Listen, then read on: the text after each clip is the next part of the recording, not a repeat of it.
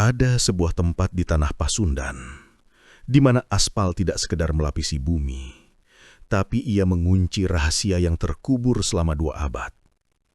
Cadas Pangeran. Nama itu bukan sekedar penanda letak geografis antara Sumedang dan Bandung. Bagi mereka yang paham, itu adalah nama sebuah luka. Sebuah monumen kesakitan yang dibangun di atas ribuan nyawa pekerja paksa yang jemarinya hancur menghantam batu cadas yang keras hanya dengan linggis, palu, dan keputusasaan. Malam itu, kabut turun lebih awal di jalur cadas. Tebing-tebing tinggi yang mengapit jalanan tampak seperti raksasa yang sedang membungkuk, siap menelan siapa saja yang lancang melintas tanpa permisi. Suhu udara anjlok hingga membuat kaca mobil berkabut. Namun anehnya, udara di luar terasa lembab dan berat. Seolah-olah oksigen di sini telah bercampur dengan bau tanah kuburan yang baru digali. Di sebuah warung kopi reyot yang nyaris rubuh di bibir jurang, seorang lelaki tua bernama Abah Uneh duduk sendirian. Ia tidak menyalakan lampu listrik, hanya sebatang lilin kecil yang apinya menari-nari di tiup angin malam. Matanya yang keruh menatap tajam ke arah tikungan tajam yang dikenal warga sebagai lubang gelap. Abah Uneh menghembuskan asap rokok kelobotnya perlahan. Ia melihat sebuah mobil MPV putih bergerak perlahan menembus kabut. Lampu utamanya kuning pucat, berjuang keras menembus kepekatan malam. Satu lagi, gumam Abah Uneh, suaranya parau seperti suara gesekan batu. Satu lagi yang tidak mengetuk pintu. Di suara belakang, terdengar suara radio tua yang statis. Ker, ker. Lalu sayup-sayup terdengar suara suling Sunda yang sangat sedih. Kejadian aneh itu dimulai tepat di depan mata Abah Uneh. Saat mobil putih itu melintas, aspal di bawah bannya tidak lagi berwarna hitam. Aspal itu perlahan berubah menjadi warna merah gelap, menyerupai genangan darah yang mengental. Mobil itu tidak melaju semakin jauh, tapi seolah-olah ia sedang tenggelam.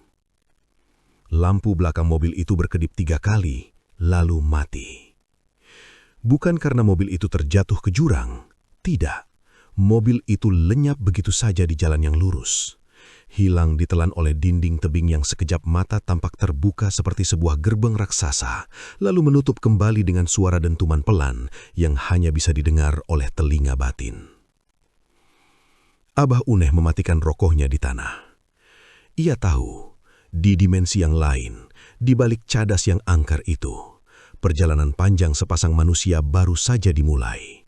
Perjalanan yang tidak akan tercatat di peta manapun, dan mungkin perjalanan yang tidak akan pernah menemui titik akhir. Di suara belakang, terdengar suara tawa lirih seorang wanita dari arah tebing, lalu suara angin kencang yang membanting pintu warung. Brak! Di dalam kabin Toyota Avanza putih itu, ketegangan terasa lebih dingin daripada hembusan AC yang disetel di angka paling rendah. Adit mencengkram kemudi. Matanya terpaku pada sorot lampu mobil yang memantul di punggung kabut. Sementara di sampingnya, Maya meringkuk, memeluk bantal kecil di atas perutnya yang mulai membuncit. Usia kehamilannya baru memasuki bulan keempat, namun malam ini, rahimnya terasa berat, seolah-olah janin di dalamnya sedang gelisah, menendang-nendang kecil mencari perlindungan. Adit. Tidur saja, Mai. 1 jam lagi kita sampai Sumedang. Waze bilang jalur atas lancar, meski sedikit berkabut. Maya. Mas, putar balik saja, Mas. Kita lewat jalur kota saja. Perasaanku nggak enak sejak kita lewat patung tadi. Adit. Mendengus pendek, mencoba tertawa. Lewat kota itu macetnya bisa sampai subuh, sayang. Ini jalur tercepat. Lagi pula ini cuma jalan raya, bukan hutan rimba. Lihat, aspalnya masih bagus. Tapi bau ini, Mas, kamu nggak cium? Bau melati, tapi busuk, seperti melati yang ditaruh di atas bangkai. Adit menghirup udara dalam-dalam. Itu bau pengharum mobil kita, Mai. Sudah mulai habis mungkin. Jangan terlalu banyak pikiran. Ingat kata dokter, kamu nggak boleh stres. Adit mencoba meyakinkan dirinya sendiri, namun tangannya yang lain diam-diam mematikan tombol AC. Benar kata Maya, ada aroma yang aneh, bukan parfum jeruk yang ia beli di minimarket tadi sore. Bau itu apek, lembab, dan sangat tajam, seolah-olah ada seseorang yang basah kuyup baru saja duduk di kursi belakang tanpa mereka sadari. Suara latar, suara radio mobil yang tadinya jernih, tiba-tiba berubah menjadi statis. Krek, krek, krek. Adit menekan tombol pemindai frekuensi. Tit, tit, tit. Radio itu berputar cepat, mencari sinyal di tengah tebing cadas. Hingga tiba-tiba ia berhenti di sebuah frekuensi kosong. Tidak ada musik. Hanya suara desis panjang, dan kemudian sayup-sayup terdengar suara kecapi Sunda yang melambat. Nadanya sumbang, seolah dawainya dipetik oleh jari-jari yang kaku. Maya. Mas, matikan radionya, cepat. Adit. Iya, ini mati. Adit menekan tombol power, tapi musik itu tetap mengalun, bahkan volumenya perlahan naik sendiri. Loh, kok nggak mau mati? Konslet mungkin? Bukan konslet, Mas. Lihat ke spion, cepat lihat ke spion. Adit melirik ke spion tengah. Awalnya ia hanya melihat kegelapan jok belakang yang tertutup bayangan kardus oleh-oleh. Namun saat mobil melewati sebuah lampu jalan yang berkedip-kedip mati, ia melihat pantulan di kaca itu. Bukan sosok manusia, melainkan jejak uap air yang membentuk tulisan di kaca jendela belakang sebelah dalam. Tulisan itu berbunyi, "Ulah ngulintas, jangan melintas."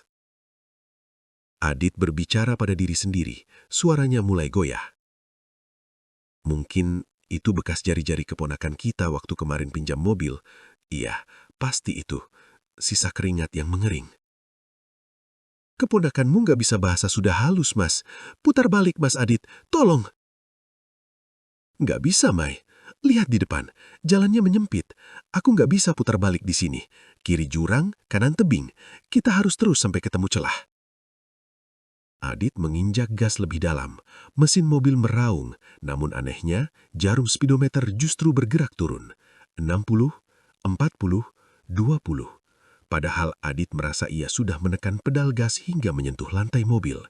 Mobil itu terasa seperti sedang menarik beban berton-ton beratnya. Suara latar, suara benturan kecil di atap mobil. Duk, duk, seperti kerikil yang jatuh tapi berulang secara ritmis. Adit. Mai, tenang, tarik napas. Mas, di atas kita, ada yang jalan di atas mobil kita. Maya mendongak ke plafon mobil. Kain pelapis plafon itu perlahan-lahan melengkung ke bawah, membentuk pola telapak tangan manusia yang sangat besar, seolah-olah ada makhluk yang sedang berayap di atas mobil sambil menekan atapnya dengan telapak tangan yang berat. Itu dahan pohon beringin, Mai. Kita lewat di bawah pohon beringin tadi. Nggak ada pohon di sini, Mas. Lihat di luar, kita cuma diapit batu kadas. Benar saja. Saat Adit melirik ke jendela luar, ia tidak lagi melihat pagar pengaman jalan. Di samping pintu mobilnya, hanya ada dinding batu kadas hitam yang basah dan berkilat. Dinding itu begitu dekat, hingga spion mobilnya nyaris menyentuh batu. Mereka tidak lagi berada di jalur dua arah. Mereka sedang masuk ke dalam sebuah celah sempit yang tidak ada di peta manapun. Tahan, Mai. Kita akan keluar dari sini. Aku janji. Namun saat Adit kembali menatap ke depan, sorot lampu mobilnya menangkap sesuatu yang berdiri tegak di tengah jalan. Sebuah gerbang kayu kuno yang tinggi, tertutup akar-akar yang menjuntai, dengan dua patung penjaga tanpa kepala di sisi kiri dan kanannya. Mobil itu meluncur pasrah, menembus kabut kuning yang menyelimuti gerbang itu, membawa Adit dan Maya masuk ke dalam pelukan cadas pangeran yang sesungguhnya. Suara ban mobil yang perlahan berubah dari aspal mulus menjadi suara gesekan tanah dan kerikil. Kruk, kruk. Suara hembusan angin yang masuk melalui celah kaca yang sedikit terbuka terdengar seperti suara siulan yang panjang dan tidak harmonis. Mobil itu meluncur melewati gerbang kayu yang seolah-olah tumbuh dari perut bumi. Begitu moncong mobil menembus kabut kuning di balik gerbang itu, pemandangan di depan kaca depan berubah secara drastis. Jalur cadas Pangeran yang seharusnya lebar dengan pembatas jalan beton, kini menyempit menjadi lorong batu yang sesak. Dinding tebing di sisi kanan dan kiri seolah-olah bergerak mendekat, menghimpit badan mobil hingga jaraknya hanya beberapa sentimeter dari spion. Maya, napasnya memburu, tangannya mencengkram dashboard hingga kuku-kukunya memutih. Mas Adit berhenti. Lihat jalannya, ini bukan jalan ke Sumedang. Adit, keringat dingin mengucur di pelipisnya. Ia memutar setir dengan susah payah. Aku tahu, Mai, tapi aku nggak bisa ngerem. Remnya blong, pedalnya keras sekali. Seperti ada batu yang mengganjal di bawahnya. Adit menginjak pedal rem dengan seluruh kekuatannya, namun mobil MPV itu tetap melaju dengan kecepatan konstan 20 km per jam. Konsisten, dingin, dan tanpa suara mesin yang menderu. Seolah-olah mobil itu tidak lagi digerakkan oleh bensin dan piston, melainkan ditarik oleh rantai tak kasat mata dari kegelapan di depan sana. Maya, Mas, lihat GPS-nya. Kenapa panahnya muter-muter? Adit melirik layar ponsel yang terpasang di dashboard. Panah biru yang menunjukkan posisi mereka berputar searah jarum jam dengan sangat cepat. Peta digital itu kosong, hanya menampilkan warna abu-abu tanpa nama jalan, tanpa koordinat. Lalu, sebuah suara dari navigasi itu muncul. Bukan suara wanita robotik yang biasa mereka dengar, melainkan suara berat yang serak dan penuh statis. Dalam 10 langkah, Anda akan sampai di rumah kami. Adit membanting ponselnya ke lantai mobil. Sialan, apa-apaan ini? Mas, lihat ke depan. Itu apa? Di depan sana, di tengah lorong batu yang gelap, cahaya lampu utama mobil menangkap sosok-sosok yang berdiri berderet di sepanjang dinding tebing. Mereka bukan manusia. Mereka adalah bayangan hitam yang sangat tinggi, kurus, dengan leher yang panjang meliuk-liuk seperti ular. Mereka tidak memiliki wajah, hanya lubang hitam besar di tempat yang seharusnya menjadi mulut. Suara latar, suara goresan logam pada badan mobil. Skret, skret. Seolah-olah kuku-kuku tajam sedang menyisir sisi mobil dari depan ke belakang. Maya menjerit, menutupi telinganya. Sakit, Mas. Suaranya sakit sekali. Adit, jangan lihat mereka, Mai. Tutup matamu. Aku akan coba tabrak saja. Kita harus lewat. Adit memejamkan mata dan menginjak gas sedalam mungkin. Mobil itu menerjang bayangan-bayangan itu. Namun tidak ada benturan fisik. Ketika mobil melewati sosok itu, suhu di dalam kabin anjlok drastis. Kaca depan mulai tertutup bunga ais dari dalam. Napas Adit dan Maya keluar sebagai uap putih yang tebal. Tiba-tiba, mobil itu berhenti mendadak. Bukan karena direm, tapi karena jalanan di depan mereka berakhir di sebuah buntu. Sebuah dinding batu cadas raksasa berdiri tegak. Dan di tengah dinding itu tertanam ribuan tengkorak manusia yang tersusun rapi, membentuk pola sebuah wajah yang sedang tertawa. Maya, suaranya melemah, hampir pingsan. Mas, kita terjebak. Kita nggak di dunia kita lagi. Adit mencoba membuka pintu mobil, namun gagangnya panas seperti bara api. Pintunya terkunci, Mai. Pintunya nggak bisa dibuka. Di luar sana, di tengah keheningan yang mematikan, kabut kuning itu perlahan-lahan berubah menjadi merah. Dari sela-sela tengkorak di dinding tebing, mulai keluar cairan hitam kental yang berbau karat besi dan nanah. Cairan itu merayap di atas tanah, mendekati ban mobil mereka, perlahan-lahan mulai menelan roda-roda itu masuk ke dalam bumi. Suara latar, suara ketukan dari bawah lantai mobil. Duk, duk, duk. Seolah-olah ada seseorang yang terjebak di bawah mobil dan mencoba keluar. Mas, ada yang manggil namaku. Dari bawah jok, dia manggil-manggil namaku. Jangan didengar, Mai. Itu bukan siapa-siapa. Adit melihat ke arah jendela samping. Di sana, di balik kaca yang berembun, muncul sebuah wajah pucat pasi yang menempel. Wajah seorang pria dengan pakaian kusam abad ke-19. Matanya hanya lubang kosong yang mengucurkan tanah. Pria itu menggerakkan bibirnya yang pecah-pecah, membisikkan sesuatu yang membuat darah Adit tersirap. Sampurasun, tumbal anyar. Permisi, tumbal baru. Begitu kata-kata tumbal anyar itu terucap, seluruh cahaya di dalam mobil padam. Kegelapan di cadas pameran bukan sekedar tidak adanya cahaya. Kegelapan di sini terasa padat, seolah-olah ia memiliki massa yang bisa mencekik tenggorokan. Adit mencoba memutar kunci kontak berkali-kali. Cek, cek, cek. Mesin itu tetap membisu.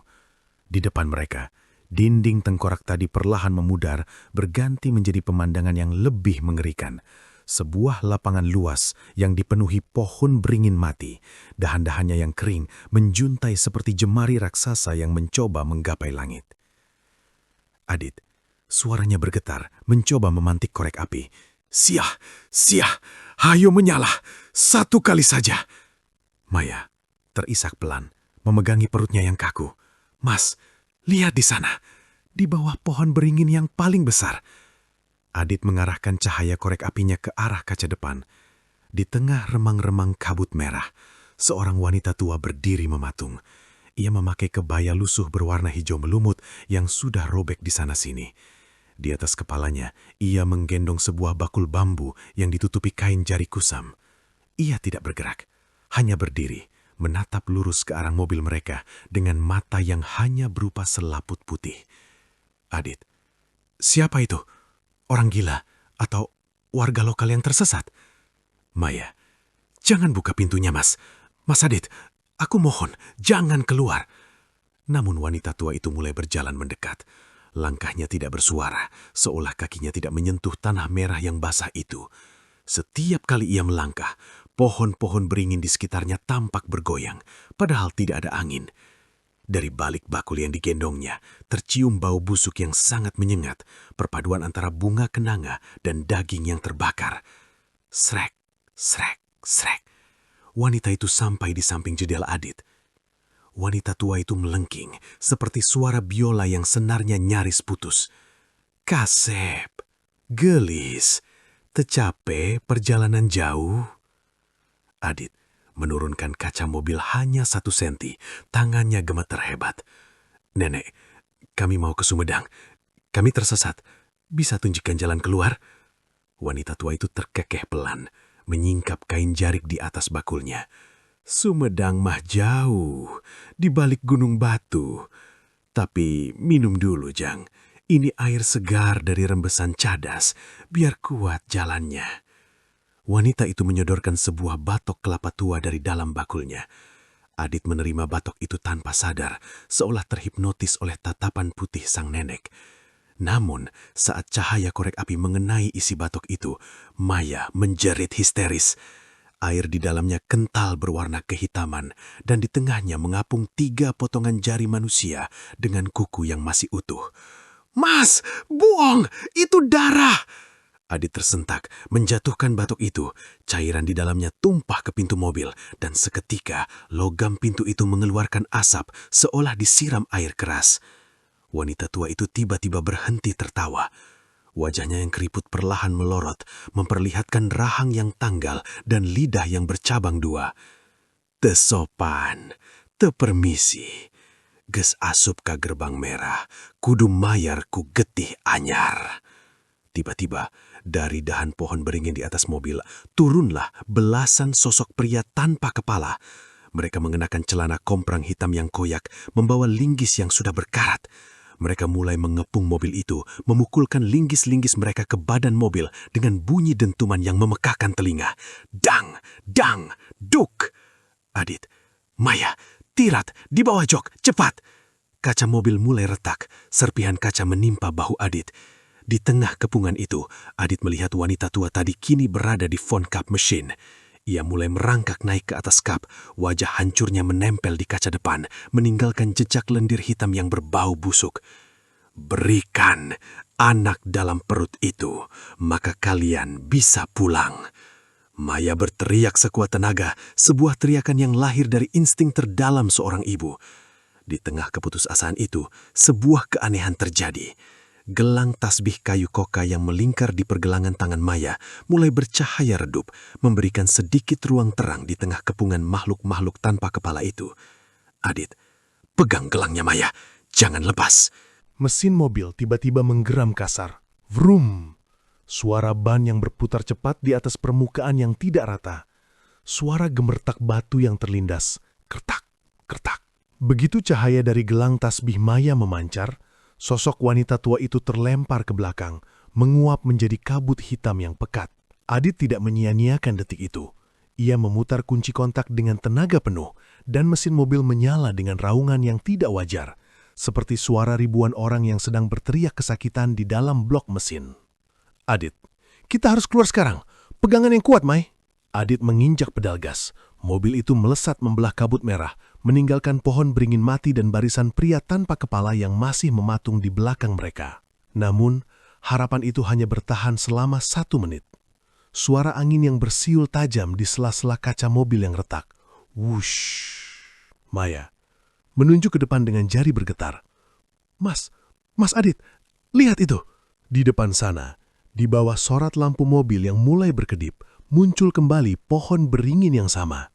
Pohon besar yang akarnya menjuntai seperti rambut, dan di bawahnya, wanita tua berbaju hijau itu kembali berdiri, memegang batok kelapa yang sama, dengan senyum yang sama. Adit, nggak mungkin. Aku tadi lurus terus. Aku nggak belok sama sekali. Adit membanting setir ke kanan, masuk ke sebuah celah di antara tebing cadas yang sempit.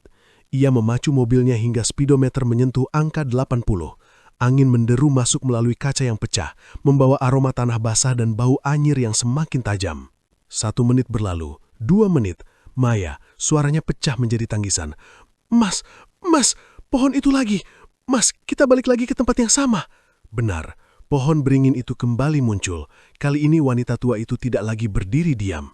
Ia mulai melambai-lambai kecil ke arah mereka, seolah-olah menyambut kepulangan mereka yang sudah terjadwal. Sialan! Ini labirin. Kita terjebak di dalam perut tebing ini. Adit mencoba berhenti, namun ia menyadari sesuatu yang lebih mengerikan. Di spion tengah, ia melihat jalanan di belakang mereka perlahan-lahan menghilang. Bukan tertutup kabut, tapi aspalnya tergulung masuk ke dalam kegelapan, seolah-olah dunia di belakang mereka sedang dihapus. Jika ia berhenti, mereka akan jatuh ke dalam ketiadaan. Maya, Mas, lihat jam tanganmu. Mas, lihat. Adit melirik pergelangan tangannya. Jarum jam digitalnya bergerak mundur dengan kecepatan gila. 2350, 2330, 2300. Cahaya di luar mobil pun berubah. Kabut merah perlahan memudar, digantikan oleh kegelapan yang dihiasi oleh ribuan obor kecil yang menempel di dinding tebing. Suara dentuman palu yang menghantam batu secara serempak. Dang, dang, dang. Diikuti suara rintihan ribuan pria. Adit. Mai, suaranya. Kamu dengar? Maya. Suara orang kerja, Mas. Banyak sekali. Mereka ada di mana-mana. Dinding-dinding tebing cadas itu kini seolah-olah menjadi transparan. Di balik lapisan batu yang tipis, Adit dan Maya melihat ribuan bayangan manusia yang sedang memahat batu dengan tangan kosong. Kuku-kuku mereka berdarah, wajah mereka cekung dan mata mereka melotot menatap mobil yang lewat. Setiap kali palu mereka menghantam batu, mobil Adit bergetar hebat seolah-olah jantung mobil itu ikut dipukul. Adit berteriak histeris, "Keluar dari kepalaku! Keluar!" Adit mulai kehilangan kendali. Ia tidak lagi melihat jalanan. Di matanya, jalanan raya itu kini berubah menjadi tumpukan mayat yang disusun menjadi jembatan. Ia merasa ban mobilnya tidak lagi melindas aspal, melainkan melindas tulang belulang yang retak. Krak, krak, krak. Maya, "Mas Adit, lihat aku, jangan lihat jalan." Maya memegang wajah Adit, memaksanya menatap matanya. Gelang tasbih di tangan Maya kini terasa panas, memancarkan cahaya putih yang menyakitkan. Cahaya itu membentuk perisai kecil di sekitar mereka, menahan suara palu yang tercoba menghancurkan kewarasan Adit. Maya, "Jangan berhenti, Mas, tapi jangan lari. Kita harus jalan perlahan. Mereka mau kita panik, mereka mau kita menabrakkan diri ke tebing." Adit mulai menurunkan kecepatan. Begitu mobil melambat, pemandangan di luar pun mulai melambat. Sosok-sosok pemahat batu itu mulai menempelkan wajah mereka ke kaca mobil yang pecah. Mereka tidak menyerang, mereka hanya membisikkan satu kata yang sama, berulang-ulang seperti zikir kematian. Kauder, Kauder, Kauder, Adit. Mereka minta air, Mai. Mereka minta air yang ditawarkan nenek tadi. Maya, jangan kasih, Mas. Kalau kita kasih air itu, kita akan jadi seperti mereka. Kita akan terjebak memahat batu ini selamanya.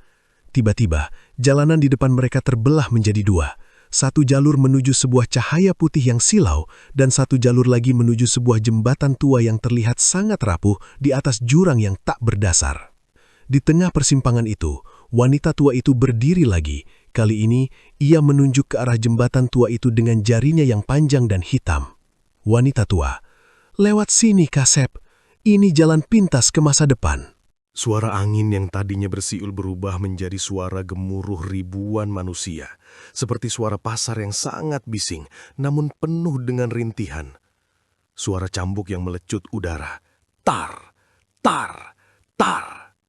Adit tidak memilih jalur cahaya putih, tidak juga memilih jembatan tua. Ia mencoba membanting setir ke arah yang ia yakini sebagai celah di antara tebing. Namun begitu roda depan mobilnya melewati batas persimpangan, dunia di sekitar mereka runtuh. Kabut merah dan kuning itu tersedot masuk ke dalam tanah, menyisakan sebuah pemandangan yang tidak masuk akal bagi logika manusia abad ke-21.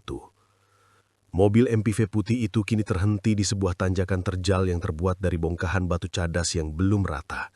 Di sekeliling mereka, bukan lagi malam yang sepi, melainkan sebuah siang yang terik dengan matahari berwarna merah saga yang membakar kulit. Maya menutup mulutnya, matanya membelalak ketakutan. Mas Adit, lihat di luar. Ini bukan tahun kita." Di luar jendela mobil yang hancur, ribuan pria bertelanjang dada, dengan tubuh yang tinggal tulang dibalut kulit hitam legam, sedang berbaris sepanjang tebing. Kaki mereka dirantai satu sama lain dengan besi karatan yang menimbulkan bunyi denting memilukan setiap kali mereka bergerak. Mereka tidak sedang memahat batu secara gaib lagi. Mereka sedang sekarat secara nyata. Adit, suaranya tercekak. "Ini pembangunan jalan Dendels tahun 1800-an. Tiba-tiba, suara derap kaki kuda yang berat mendekat. Dari balik tikungan tebing, muncul sesosok pria tinggi besar mengenakan seragam militer kuno berwarna biru tua dengan kancing-kancing emas yang bersinar. Wajahnya pucat pasih, matanya biru namun tidak memiliki pupil. Di tangannya, ia memegang cambuk panjang yang ujungnya menyala seperti bara api. Mandor Belanda. "Stoppen! Wie zijn deze indringers die mijn weg?" "Berhenti! Siapa penyusup ini di jalanku?" Pria itu memacu kudanya hingga tepat di depan kap mobil Adit. Kuda hitam itu meringking dan dari lubang hidungnya keluar asap hitam yang berbau belerang. Sang mandor menunjuk ke arah mobil Adit dengan cambuknya. "Kalian membawa mesin besi ke atas darah pekerjaku. Kalian mencuri hasil keringat mereka untuk kesenangan kalian. Tanah ini belum selesai dibayar." Adit mencoba berbicara, namun suaranya hilang. Kami hanya lewat. Kami tidak tahu apa-apa." Maya. "Mas, lihat para pekerja itu. Mereka berhenti." Ribuan pekerja paksa itu berhenti memahat. Secara serempak, mereka memutar leher mereka, banyak yang lehernya berbunyi krak karena patah, dan menatap ke arah mobil Adit. Mata mereka bukan lagi mata manusia, mata mereka adalah lubang-lubang kosong yang mengeluarkan debu batu. Pekerja paksa. Suara mereka seperti kur ribuan bisikan. "Bagi nyawamu untuk 1 inci jalan ini." Sang mandor melecutkan cambuknya ke arah mobil. Tar! Kaca depan mobil yang tersisa hancur berkeping-keping. Cambuk itu meninggalkan bekas bakar di dashboard plastik mobil. Tiba-tiba, tangan-tangan kurus dan kaku dari para pekerja mulai muncul dari bawah tanah, menembus lantai mobil, mencoba menarik kaki Adit dan Maya. "Mas, gelang kokanya. Gelangnya makin panas." Maya mengangkat tangannya yang mengenakan tasbih. Cahaya putih keluar, namun kali ini cahaya itu tidak mengusir mereka. Cahaya itu justru memperlihatkan pemandangan yang lebih mengerikan. Di bawah kursi mobil mereka, tertumpuk kerangka manusia yang masih mengenakan sisa-sisa pakaian pekerja paksa. Ternyata, selama ini mobil mereka berjalan di atas tumpukan jenazah yang menjadi pondasi jalan Cadas Pangeran. Adit. Ampun, kami minta maaf. Kami akan permisi. Mandor Belanda. Permisi tidak cukup. Jalan ini dibangun dengan nyawa. Maka untuk keluar, kalian harus meninggalkan satu nyawa di sini. Sang mandor turun dari kudanya, berjalan perlahan menuju pintu pengemudi. Setiap langkah bot kulitnya membuat tanah bergetar. Ia menjulurkan tangannya yang dingin menembus pintu mobil yang terkunci, mencengkram leher Adit. Adit berontak, wajahnya membiru, oksigen seolah-olah ditarik keluar dari paru-parunya oleh cengkraman ghaib itu. Maya, lepaskan suamiku, ambil aku saja, tapi jangan anakku. Maya nekat, ia memukulkan gelang tasbihnya ke lengan sang mandor. Terjadi ledakan cahaya kecil yang membuat sang mandor mundur dan mengerang kesakitan. Namun hal itu justru membuat ribuan pekerja paksa marah. Mereka mulai merayap naik ke atas mobil, menutupi seluruh bodi mobil hingga tidak ada cahaya matahari yang masuk. Adit terbatuk-batuk, mencari udara. Maya, kita harus lari ke masa lalu. Mundur Maya, putar balik. Adit teringat ucapan kakek di warung tadi. Jalur ini adalah jalur mundur. Ia memasukkan gigi mundur dan menginjak gas sedalam mungkin. Mobil itu meraung melawan tarikan ribuan tangan pekerja yang mencoba menahannya di zaman kolonial itu. Adit menginjak gas mobil dalam posisi mundur dengan membabi buta. Mobil itu meluncur mundur menembus kerumunan pekerja paksa yang tampak seperti bayangan hitam yang robek. Namun sang mandor Belanda tidak membiarkan mangsanya lepas begitu saja. Ia melecutkan cambuk apinya ke arah ban belakang mobil. Tar! Ban belakang sebelah kanan meledak. Mobil itu terpelintir hebat, berputar 180 derajat di atas jalanan tanah merah yang licin oleh darah. Adit kehilangan kendali. Setir mobil berputar liar, menghantam pergelangan tangannya hingga terdengar bunyi tulang yang retak. Krak! Ak! Tanganku, Mai! Tanganku! Mas, rem mas! Jurang di belakang kita! Mobil itu berhenti dengan posisi yang sangat mengerikan. Separuh bagian belakang mobil sudah menggantung di bibir jurang cadas pangeran yang tak berdasar. Di bawah sana hanya ada kegelapan pekat yang seolah-olah bernafas, menunggu mangsa jatuh ke dalamnya. Mobil itu bergoyang perlahan, ngit, ngot, keseimbangannya hanya tertumpu pada berat mesin di bagian depan. Jangan gerak, Mai. Jangan gerak sedikit pun. Kalau kita bergerak, mobil ini akan terjun. Dari kegelapan hutan di pinggir jalan, sosok wanita tua berbaju hijau itu muncul kembali. Kali ini, ia tidak sendiri. Ia berdiri di samping sang mandor Belanda dan ribuan pekerja paksa yang kini mengepung bibir jurang. Mereka tidak lagi menyerang. Mereka hanya berdiri diam, menonton dengan mata kosong, menunggu gravitasi menyelesaikan tugasnya. Pilihan terakhir, Kasep.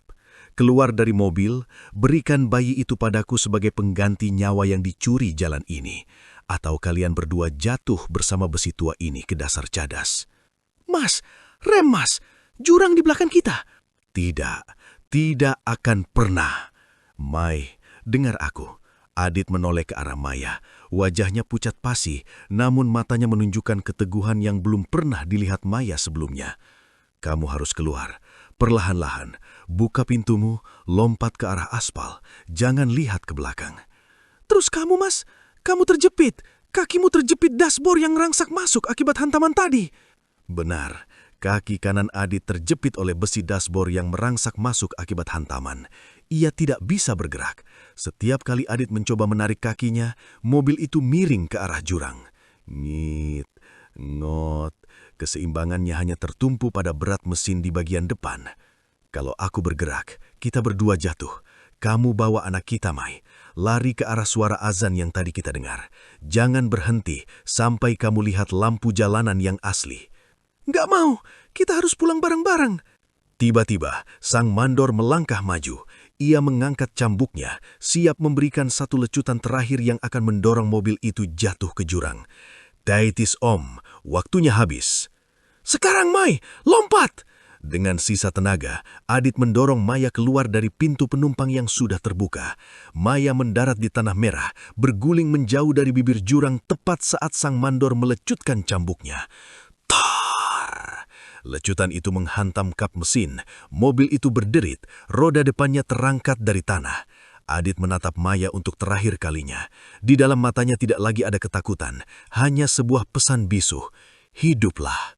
Mas, Adit! Mobil itu meluncur jatuh ke dalam kegelapan. Suara jeritan Adit tertelan oleh suara gemuruh angin yang dahsyat. Maya merangkak ke bibir jurang, namun ia tidak melihat apa-apa. Hanya kegelapan abadi, hening yang mencekam kembali menyelimuti cadas pangeran. Wanita tua dan sang mandor itu perlahan memudar, menyatu dengan kabut kuning yang mulai tersapu oleh angin fajar. Mereka telah mendapatkan apa yang mereka inginkan. 1 nyawa sebagai bayaran gerbang yang terbuka. Maya jatuh terduduk di atas aspal yang tiba-tiba terasa keras dan dingin. Di kejauhan, sayup-sayup terdengar suara klakson bus antar provinsi dan suara azan subuh yang nyata. Gerbang gaib itu telah tertutup, menyisakan Maya sendirian di dunia nyata dengan rahasia yang akan ia bawa seumur hidupnya. Suara langkah kaki yang berlari di atas aspal yang kasar. Prok, prok. Diiringi suara bisikan ribuan orang yang memanggil namanya dari arah jurang. Maya, Maya.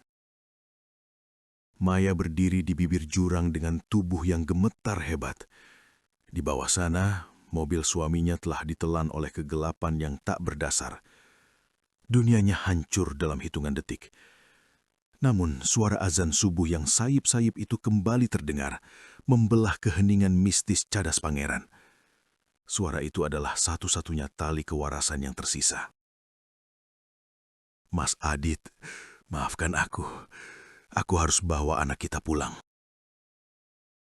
Maya berbalik dan mulai berlari. Kakinya yang tanpa alas kaki menghantam aspal dingin yang tajam, namun ia tidak merasakannya. Setiap kali ia melangkah, kabut kuning di belakangnya seolah-olah menjulurkan tangan-tangan panjang untuk menangkap tumitnya. Angin di sekelilingnya berbisik, memohon padanya untuk kembali, menjanjikan bahwa Adit masih hidup di bawah sana. Manusia, kembali. Suamimu menunggumu di dasar batu. Bohong, kalian pembohong. Maya terus memacu langkahnya. Ia tidak lagi melihat ke kiri atau ke kanan. Tebing-tebing cadas di sekelilingnya seolah-olah mulai mencair, berubah kembali menjadi dinding-dinding tengkorak yang tertawa. Lampu-lampu obor dari masa lalu masih berkedip-kedip di pinggiran matanya, mencoba menyesatkan arah langkahnya. Tiba-tiba, dari kegelapan di depannya, muncul sesosok pria tinggi besar menghalangi jalan. Sang mandor Belanda. Ia berdiri tegak di tengah jalan dengan cambuknya yang masih membara. Di sampingnya, wanita tua itu tertawa melengking, menunjukkan bakulnya yang kini kosong. Yakin nitbahan, kamu tidak bisa pergi. Nyawa suamimu hanya pembuka gerbang, tapi darah bayimu adalah kunci penutupnya. Maya berhenti mendadak. Ia terkepung. Di belakangnya jurang, di depannya 2 penguasa cadas pangeran. Maya merogoh sakunya, mencari sesuatu yang bisa ia gunakan. Ia menemukan gelang tasbih kayu koka yang tadi ia gunakan. Gelang itu sudah retak, namun masih menyisahkan sisa-sisa kehangatan. Tanah ini bukan milik kalian. Darah pekerja yang kalian tumpahkan sudah cukup berteriak. Pergi kalian. Maya melempar gelang tasbih itu tepat ke arah sang mandor. Saat tasbih itu menyentuh udara, ia pecah menjadi butiran-butiran cahaya putih yang menyilaukan. Ledakan cahaya itu menyapu bersih bayangan masa lalu yang mencoba menghalanginya. Sang mandor dan wanita tua itu menjerit. Suara mereka melebur dengan suara angin yang kencang. Diikuti lampu sorot putih yang sangat terang dan panjang menabrak mata Maya. Maya jatuh tersungkur. Cahaya itu bukan lagi cahaya gaib. Itu adalah lampu utama dari sebuah bus antar kota yang melaju dari arah Bandung. Maya merasakan aspal di bawah wajahnya terasa nyata, keras, berdebu, dan berbau bensin. Mbak nggak apa-apa. Beberapa orang turun dari bus. Suara-suara manusia yang asli, kasar, dan penuh kekhawatiran memenuhi telinga Maya. Ia melihat ke belakang. Tidak ada gerbang kayu. Tidak ada tebing tengkorak, hanya jalur cadas pangeran yang gelap dengan pagar pengaman jalan yang penyok dihantam sesuatu. Suamiku, mobilku jatuh ke bawah. Para penumpang bus itu berlari ke pinggir jurang dengan senter, namun mereka terdiam. Di bawah sana, Di kedalaman yang hanya bisa dicapai oleh cahaya senter yang paling kuat, tidak ada bangkai mobil perak, tidak ada api, hanya pepohonan rimbun yang tenang. Nggak ada apa-apa di bawah, Mbak. Mbak tadi jalan kaki sendirian di tengah jalan. Maya jatuh pingsan di pelukan seorang ibu-ibu penumpang bus. Saat matanya terpejam untuk terakhir kalinya malam itu, ia melihat ke arah tebing. Di sana, di atas sebuah batu besar yang menonjol, berdiri seorang pria. Adit. Ia berdiri dengan pakaian yang rapi, tersenyum tenang, dan melambaikan tangan padanya sebelum perlahan-lahan memudar menjadi kabut pagi. 6 bulan berlalu sejak malam yang menghancurkan itu.